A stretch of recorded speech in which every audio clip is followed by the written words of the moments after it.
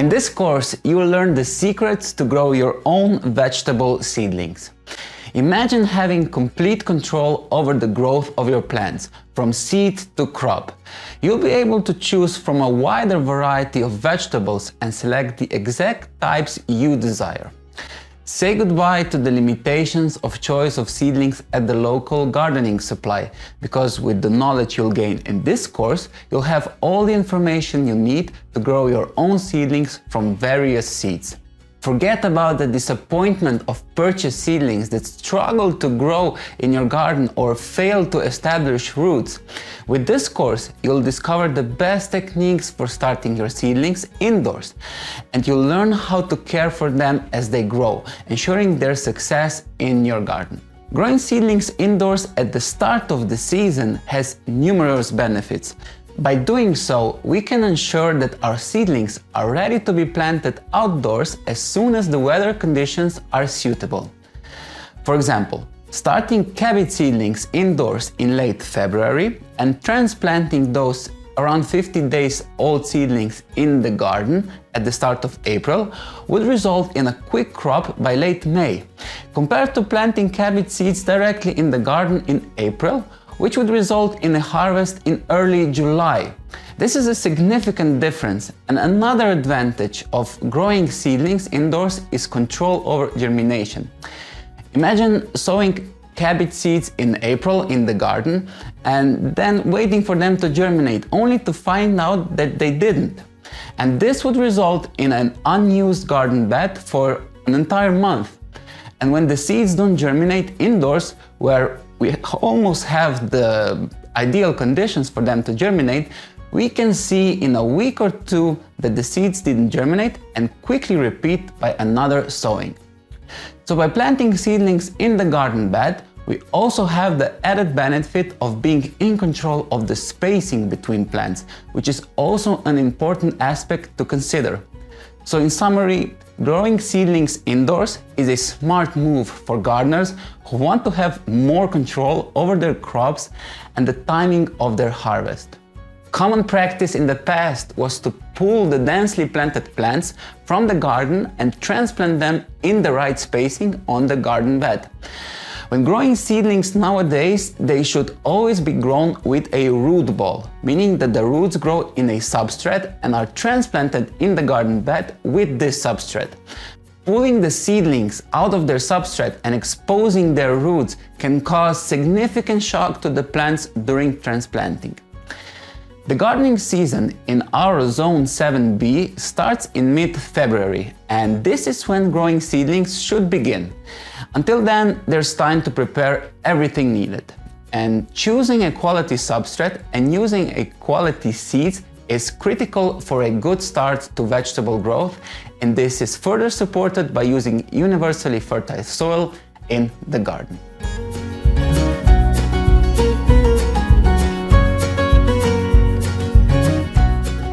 Seeds are the most concentrated form of plant, said my friend Maya Kolar. She's a Demeter biodynamic seed researcher, and I love this quote. So simple and profound.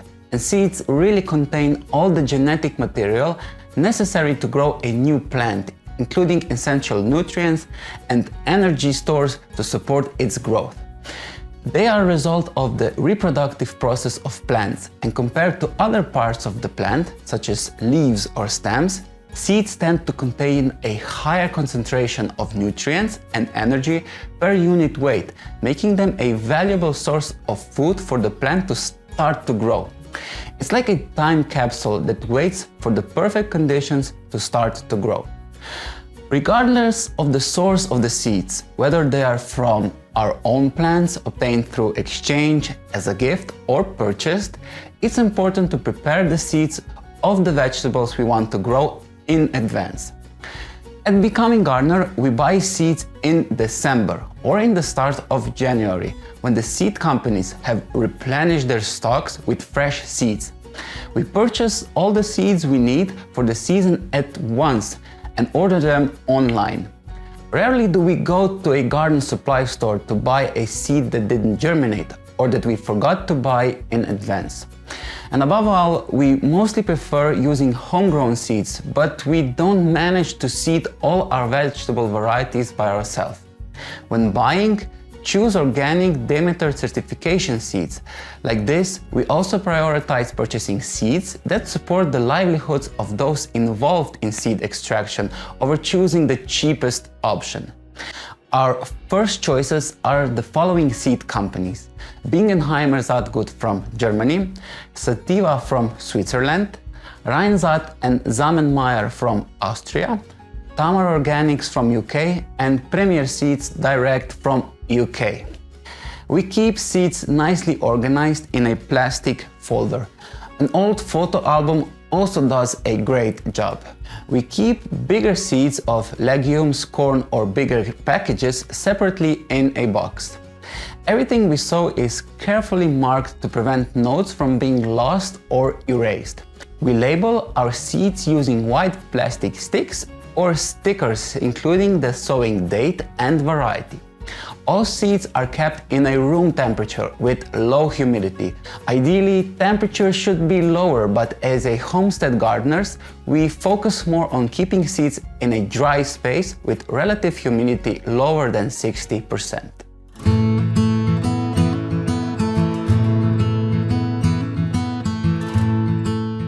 To ensure the best results in your seedling growth journey, it's crucial to take time to conduct a germination test on all seeds before planting them. This is especially important for seeds that are past their recommended seed longevity or that will be directly sown in the garden bed, as the germination capacity for these seeds may have declined over time. Have in mind that you should conduct this test a few weeks prior to the date of sowing. If the seeds don't germinate, you still have time to buy a fresh batch of seeds to plant them at ideal time. We'll go together through a step-by-step guide on how to conduct a germination test. Here are a few older seeds that we will test today, and some of them can also be for direct sowing into the garden bed, but the test is the same as for seeds for seedlings. Gather the materials you need: a small pot, substrate, a pan, and the seeds you plan to test.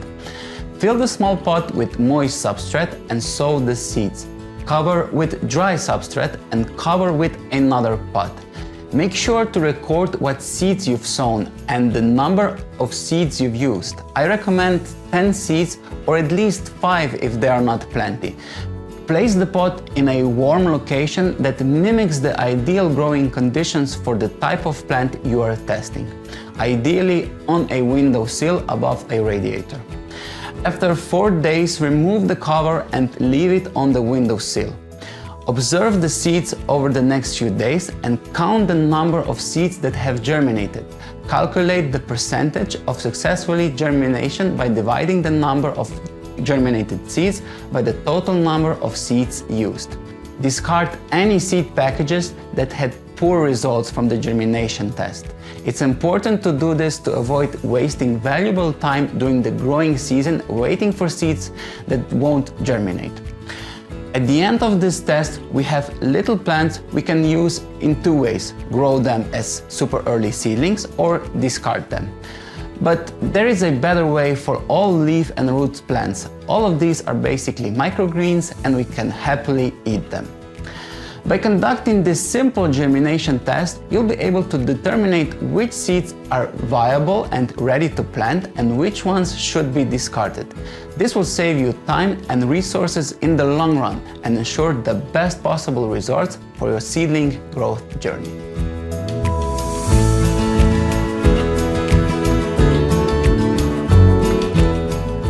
A high-quality ecological substrate is crucial for healthy and strong seedlings. We can use our own homemade compost if its quality is trusted, but it should be sifted to achieve a light and airy texture suitable for seedlings growth. Soil from the garden is not suitable for growing seedlings as it becomes compacted and anaerobic in pots. A nutrient-rich substrate eliminates the need for any additives during the growing of seedlings. We use BioTray EcoMix from the German company Grammoflor. I highly recommend that you check for availability in your country. We don't use any other supplements when growing seedlings. Substrate mixture must be enough. In the case of aubergines, melons and watermelons, which are the most difficult ones to grow, we can add 10% of vermicompost or 2% of vermiculite to our mixture. To ensure the quality of your mixture, you can conduct a test using a quick-growing seeds such as lettuce or radish. In this test, you'll need to grow the seedlings as long as you can, since the seeds provide the food for the first few days. After sowing, we need to examine the plants when they start to grow in roots in the substrate, so the difference in plant growth becomes apparent a few days after the germination. Today we'll plant the same seeds in different substrates. We'll be planting radish seeds in seed pots. The first one is BioTray EcoMix, which is our first choice for growing seedlings. The second one is gardening soil, which is already known that is not suitable, but for this experiment we'll show it why. And the third substrate is our homemade compost. You can conduct this test with various bought substrate mixtures to determine which one the plants will love the most. Normally you conduct this test once, and when you find out with which one the plants are satisfied, then you normally stick with it in the seasons to come. We also have to keep in mind that the quality of substrate decreases over time. Leftover bags from last year can give poorer results than freshly packed substrate.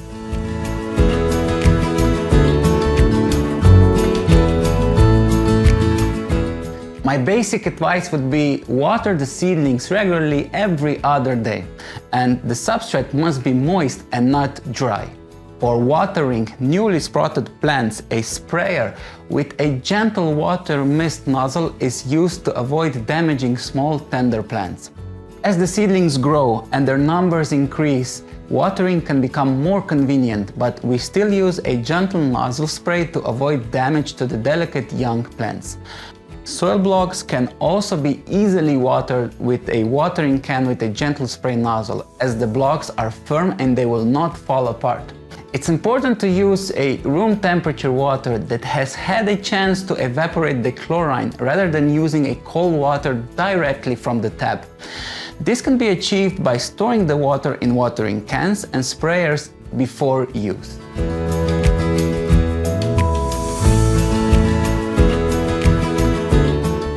In spring, it's common to grow seedlings indoors to provide them with a warm and controlled environment.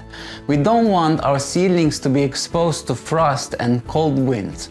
But already from mid-March, seedlings that can withstand frost can be transferred to a greenhouse, and from May on, they can be grown outdoors.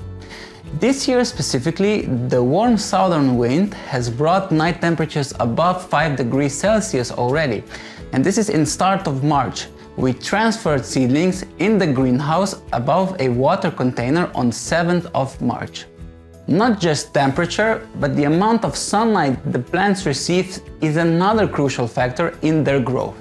During February and March, with limited daylight and sunny hours, growing strong seedlings can be a challenge.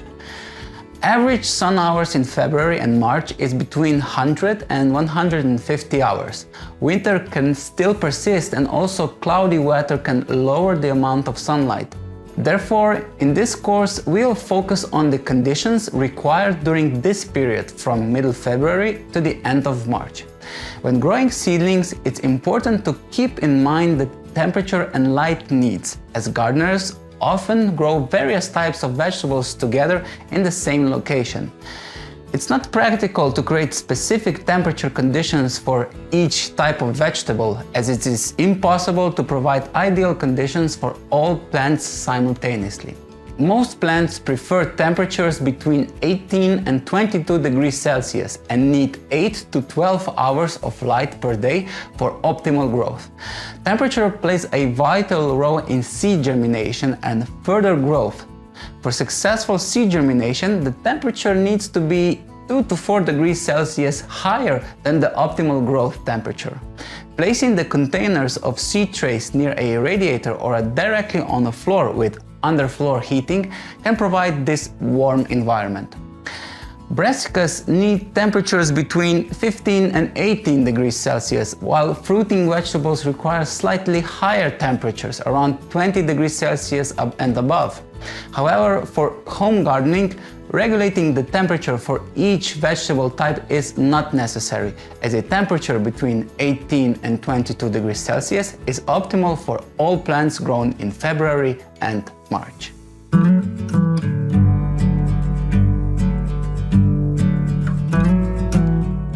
Once the seedlings germinate, light is crucial for their development. The more light the plants receive, the better and faster they grow. Insufficient light results in seedlings developing leggy, delicate and spindly stems, and their leaves appearing pale. Hence, dedicated gardeners who are serious about growing their seedlings properly should avoid placing seedlings on windowsill, where the environment can become too hot and there's insufficient sunlight. In February and March, limited natural light coming through windows can cause seedlings to stretch out, and there may not be enough space on windowsill for all the seedlings. The best location for growing seedlings is a warm greenhouse or a winter garden in the house, which provides ample of space, light and temperature control.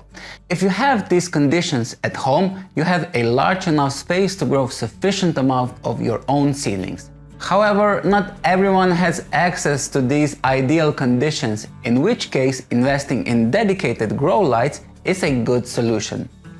This allows you to create an artificial sun in a space in your home, such as a garage, hallway or a spare room, during the crucial period of seedlings growth. The topic of lights can get quite technical. We'll be focusing on the most important factors: spectrum of light and amount of light measured in lux.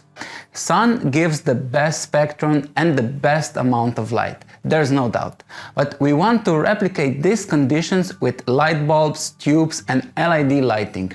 You can buy used or scrap industrial lights with a functional power supply unit and replace the old bulbs with special plant growth bulbs that emit an optimal light spectrum for plants. This company, Osram, has this tube fluoro that illuminates blue and red spectrum, which is ideal for plant growth. Specialized LED lights and other types of plant lights are also available for purchase and typically illuminate blue and red spectrum. The closer you are to the source of light, the higher the amount of light that hits an area. We measure this with lux meter. It's really handy to use a phone app to measure this level. We check the amount of lux in Secret Jardin grow box that uses LED lighting. Closer we are to the source of light, higher the amount of lux. The reflective surface helps to reflect the light, but still as we go lower, the lux amount drops. Under fluoro light bulb, 20 centimeters away, the amount is just around 5000. We should aim that the illumination measured in lux for seedlings should be at least between 5000 and 7000. When possible, it's best to install the lights in a way that their distance from the seed tray or containers can be adjusted as the seedlings grow. This ensures that the lights are no more than 5 centimeters away, providing the seedlings with as much light as possible. Plant lights emit blue and red wavelengths of the light spectrum, which are ideal for stimulating photobiological process in the plant. This does not make our seedlings artificial in any way. Although artificial light is not the same as natural light, using plant lights during the initial stages of growing seedlings is much better than growing seedlings on a windowsill with only a few hours of sunlight on a foggy day, for example. If we measure lux on a south window, we get on a cloudy day around 3000 and on east window only 1000 lux. When using lights, it's important to take into account the natural circadian rhythm of plants, so their sleep-awake cycle. For optimal results, the light should be turned on for 8 to 12 hours a day, and for accelerated growth for 16 hours a day.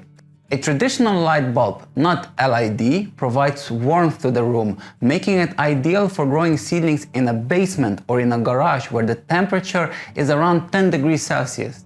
The heat generated by the lamp raises the temperature to the optimal range between 18 and 22 degrees Celsius. However, it's crucial to keep the seedlings slightly elevated from the ground or place them on an insulation, as the basement floor can be cold and the light may not provide enough warmth. LED lights are more appropriate for growing seedlings in areas where the room temperature is already sufficient and an increase in temperature is not desired, as LED lights don't generate excess heat. However, if the growing space is not warm enough and cannot be heated, such as a basement or garage, we can use electric heating pads to create a suitable environment for growing plants. Simply place the containers and trays on the pads to heat the substrate and the surrounding area, ensuring optimal growth conditions for our seedlings. It's important to constantly monitor the temperature using a thermometer, as plants require a warm growing medium, not just warm air.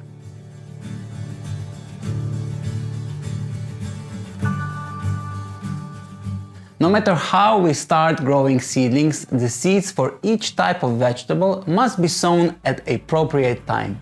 Besides the specific information for individual vegetables you can get from our courses, we should also read the instructions printed on the seed packaging before planting.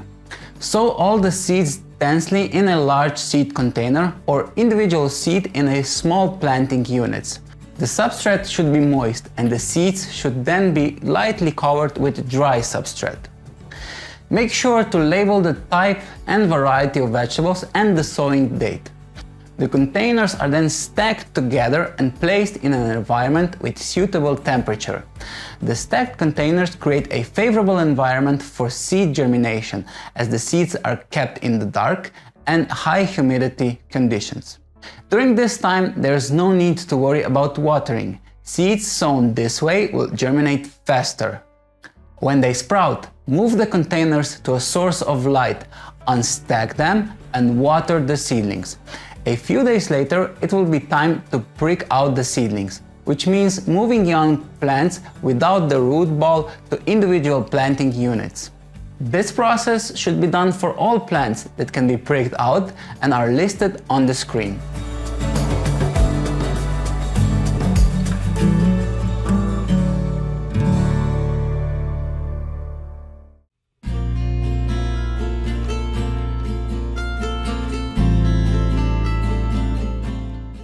We have basically 3 planting unit sizes: small, medium, and large. Their sizes are displayed on the screen, and it doesn't matter whether the planting units are made of plastic, styrofoam, cardboard, or are created with a soil blocker, which is our primary practice.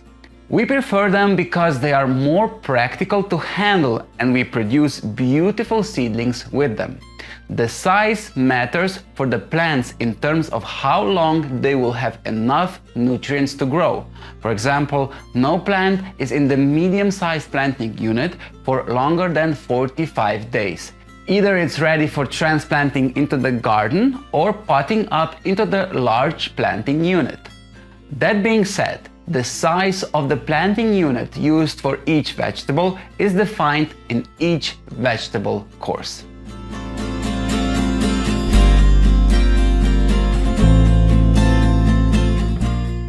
The purpose of pricking out is to provide small seedlings with enough space to grow into large and strong plants before planting them outside.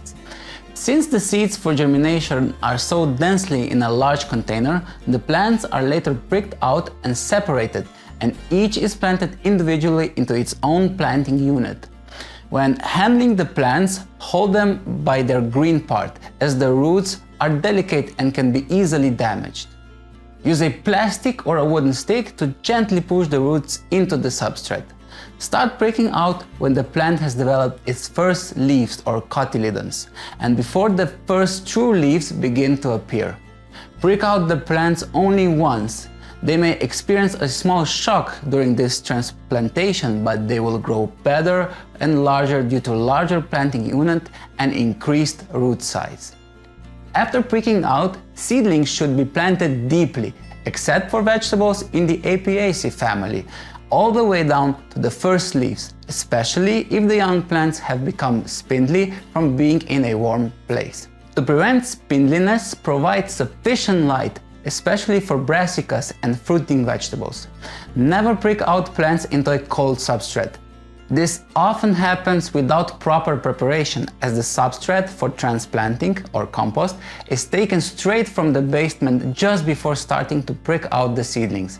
This substrate will be too cold for the young roots to develop. To avoid this, bring the substrate to room temperature the day before and let it warm up. The substrate should not have air pockets and should always be firm. Press it with 2 or more fingers to the bottom of the planting unit, making a hole for the plant at the same time. Soil blocks made with a tool called soil blocker are compact and have a ready-made hole. The temperature of the soil can also be maintained by using a lukewarm water. Water the soil before pricking out the seedlings to prevent any damage or movement of the newly planted seedlings from a strong water stream. After pricking out the seedlings, fill the planting unit to the top with the substrate.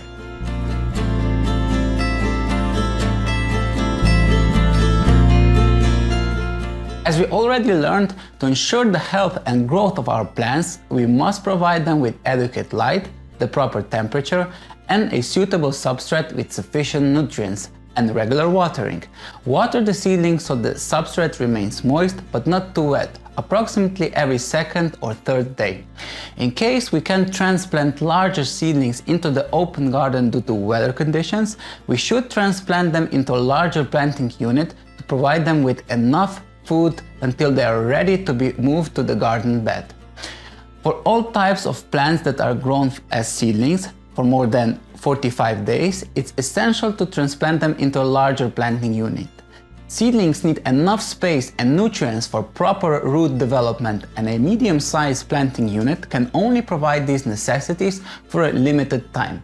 Certain plants, such as courgettes, pumpkins, melons, and watermelons, may need an additional transplantation due to their fast growth.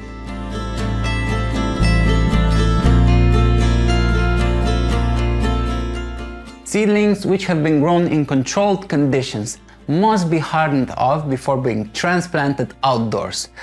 Directly transplanting them into the garden can cause shock to the plants and result in slow growth, pale leaves, and smaller fruit production, or even death. This can be caused by the transplantation process, as well as the significant differences in the temperatures between day and night, colder soil, exposure to direct sunlight, wind, and rain. To avoid this, seedlings should be hardened off for at least 4 days before being permanently placed in the garden. This can be done by moving them to a sunny location that is protected from wind, such as a greenhouse, garden tunnels, or south-facing walls. This will allow the plants to gradually adjust to outdoor environment and direct sunlight, while ensuring they receive enough water. Outdoor conditions, especially on sunny days, can quickly dry out the substrate, especially when seedlings have been grown under artificial light, so we must be careful when exposing them to direct sunlight. On the first day, they should be placed in a partially shaded location and monitored to prevent sun scald during the first hour. This can be recognized by pale whitish blotches. Gradually increase their exposure to direct sunlight, giving them a maximum of 2 hours on the first day, until they are ready to be transplanted to a prepared garden bed on a suitable day for the specific type of vegetable according to the biodynamic calendar.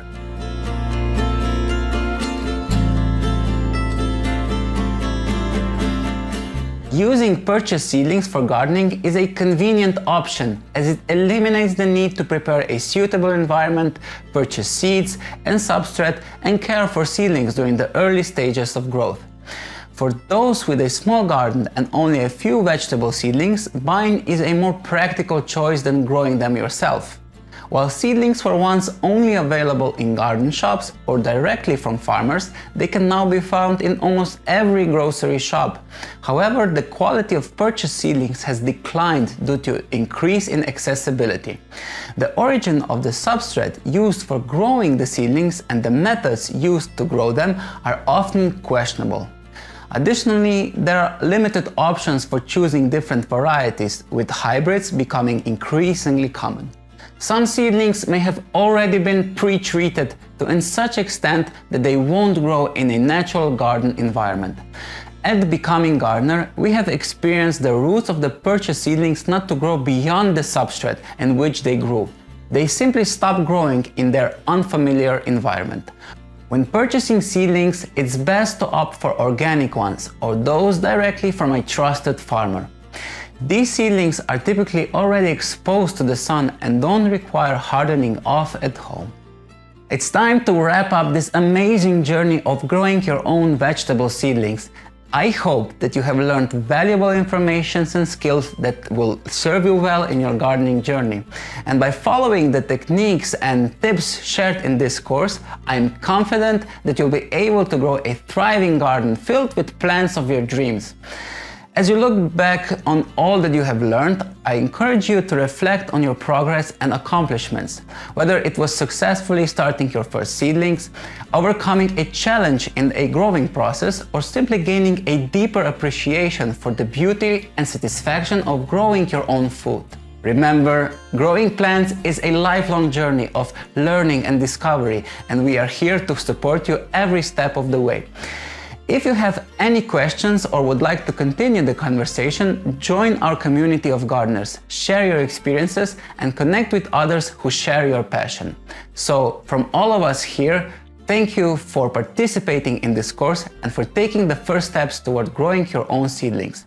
I wish you the best of luck in your gardening journey, and don't miss out our other courses about growing specific vegetables.